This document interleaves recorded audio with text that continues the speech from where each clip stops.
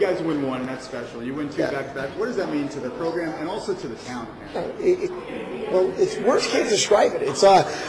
It just tells you, like I say over and over again, it's about this community. It's a special community. They live and breathe hockey.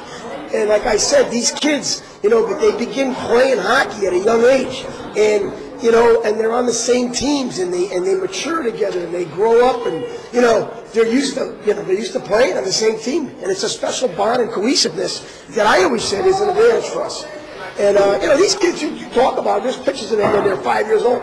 They know each other forever. And that's the one advantage we have over parochials. They get a bunch of kids from all over the place, and there's not that, to me, that cohesiveness. However, don't get me wrong. I want, prep is just, they are the marquee program in the state, and to be able to battle them is an honor, because like I said, if you're going to be the best, you got to beat the best. And last year a lot of people said we had a shoe-in, and we got the the easy bracket, and a couple guys got knocked off. So I really I think this one means more. The fact that I was able to go to such a great coach like Matt Sather and Fairfield Prep, such a great team, it means even more to me. Well, you guys came in fourth seeded, but the consensus really was that you and Prep were the two top teams, to contend for the championship. Yeah.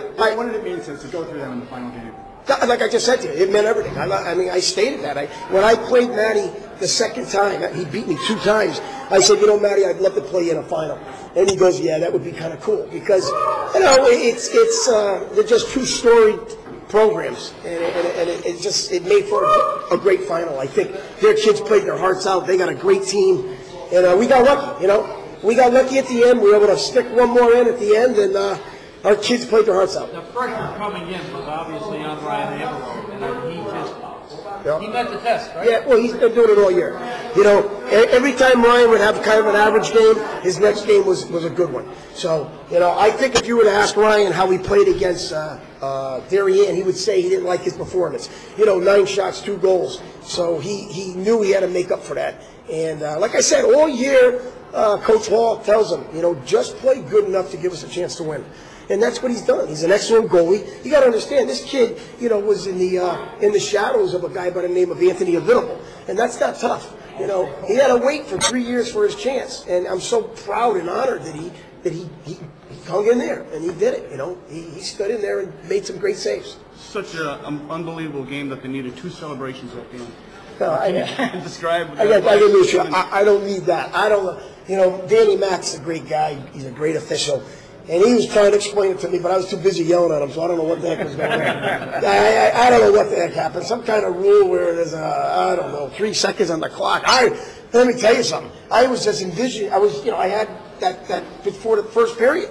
They scored, 1 point or 2.2 seconds? Yeah. Oh, I had that in my mind. I'm like, this is going to go down as a freaking history if they tie this game up, But thank God I put the one kid in the face-off, and the 2 kids that I need out there in a crunch time, and that's Jim Burt, PJ Vacos, and Johnny Toolings, and I think Sorrentino was out there. I can't say enough of those guys. Killing penalties all year. There's something special. PJ and Jimmy Burt, boy, I tell you. Is there a difference between this year's team, other than Avidable, is there a difference between this year's team and last year's team? Something that you worked on or built off of? That's a tough question to answer. We were a little, there was just a different identity at first. I think this team needed to mature a little bit as hockey players. And we had our peaks and valleys earlier. We had some issues with leadership, and we had some issues with selfishness. And, we had to pan those out. And that's what, like I said, I surround myself with the best coaches in the state, I believe. Todd Hall and George Jerome. And when you have guys like that surrounding you, it makes my job so much easier. And we worked all year on trying to mold these kids for this one occasion, this one battle where they had to be perfect. And we talked about that. It's, hockey's about people, and there's 2 things you can control in hockey, and that's your effort and your discipline. And I thought they did a good job with those 2 aspects. You're going to be entering next season as the 2-time defending champion. You entered this season as the defending champions. Right. What were some of the challenges? What was it like entering as the defending champion? You'd have to ask Matt that. He's got 6. There's no difference. I think we run a pretty good program, and it starts in the summer. Our kids start to work out, and then it goes into the fall. And it's the same process. You know, we've had great teams that weren't as lucky as these two.